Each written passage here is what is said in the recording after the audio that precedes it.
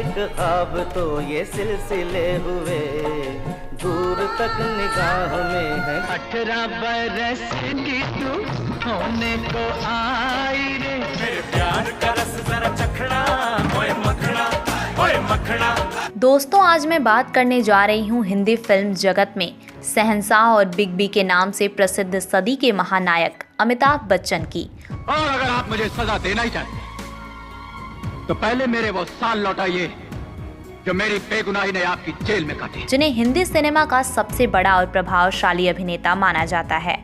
पल दो पल का शायर हूँ, पल दो पल मेरी कहानी। दोस्तों, अमिताभ बच्चन को उनके जबरदस्त एक्टिंग के लिए 4 बार नेशनल फिल्म अवार्ड दिया जा चुका है। इसके अलावा भारत सरकार ने उन्हें पद्मश्री और पद्म विभूषण से भी सम्मानित किया है।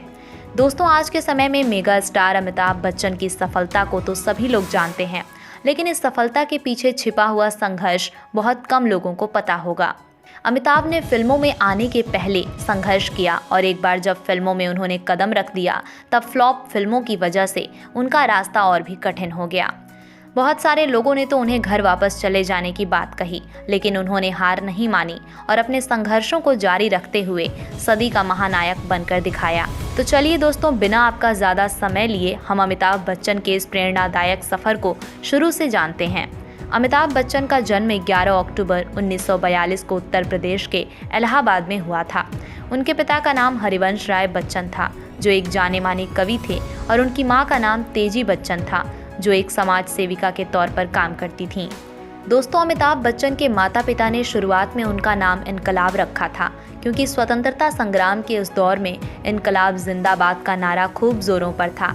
लेकिन आगे चलकर हरिवंश राय बच्चन के करीबी दोस्त सुमित्रा नंदन पंत के कहने पर उन्होंने अपने बेटे का नाम अमिताभ कर दिया, जिसका मतलब होता है एक ऐसा प्रकाश जिसका कभी अंत ना हो। अमिताभ बच्चन की प्रारंभिक शिक्षा इलाहाबाद के सेंट मैरिज स्कूल में हुई।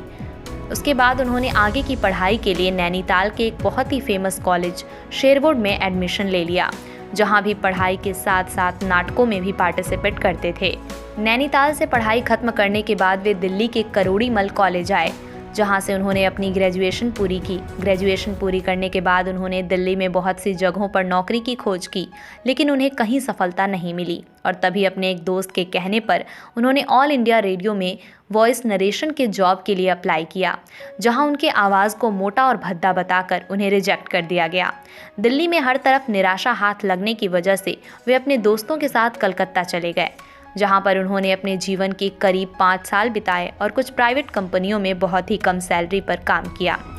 दोस्तों, अभी तक अमिताभ भले ही अपनी लाइफ को चलाने के लिए अलग अलग प्राइवेट जॉब किए जा रहे थे, लेकिन कहीं ना कहीं उनके दिमाग में ये बात थी कि वो शायद एक्टिंग के लिए ही बने हैं।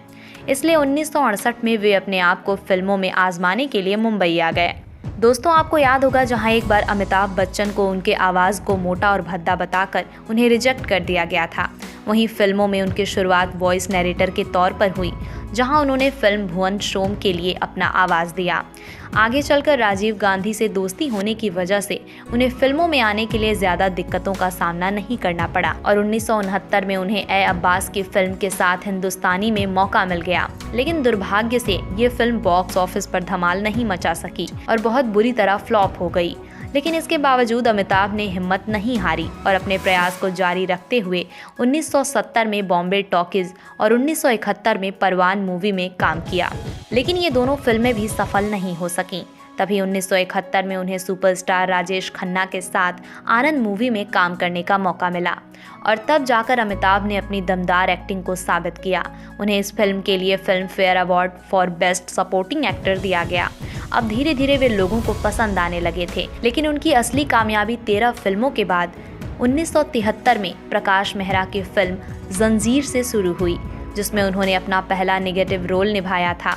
इस फिल्म में एक अनाथ की कहानी थी जो कि अपने माता पिता का खून होते हुए देखता है और बड़ा होकर पुलिस ऑफिसर बनता है। ये फिल्म उस समय की सबसे सफल फिल्मों में से एक थी।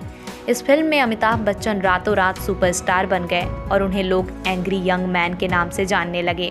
बस यहाँ से अमिताभ बच्चन के फिल्मी कैरियर की सफलता शुरुआत हो गई और फिर उन्होंने एक के बाद एक अदालत और अमर अकबर एंथनी जैसी सुपरहिट फिल्मों से दर्शकों का मनोरंजन किया। लेकिन तभी अचानक 26 जुलाई 1982 को कूली फिल्म के शूटिंग के दौरान उन्हें एक एक्शन सीन में बहुत जोरों की चोट लग गई। दोस्तों, हुआ कुछ यूं कि शूटिंग में पुनीत इस्सर को अमिताभ को मुक्का मारना था और फिर अमिताभ को मेज से टकराकर जमीन पर गिरना था, लेकिन जैसे ही वे मेज की तरफ कूदे, मेज का कोना उनके पेट में जा लगा, जिसकी वजह से उनका काफी खून बह गया और हालत इतनी गंभीर हो गई कि ऐसा लगने लगा कि वे अब जीवित नहीं बच पाएंगे।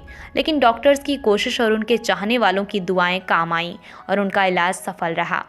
इसके बाद 1983 में उनकी वो फिल्म सुपर हिट गई और उस साल की सबसे ज़्यादा कमाई करने वाली फिल्म बनी।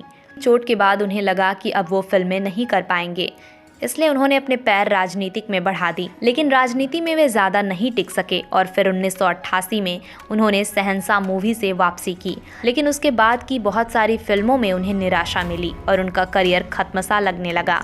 लेकिन 2000 में आई मोहब्बतें मूवी उनके डूबते करियर को बचाने में काफ़ी मददगार साबित हुई।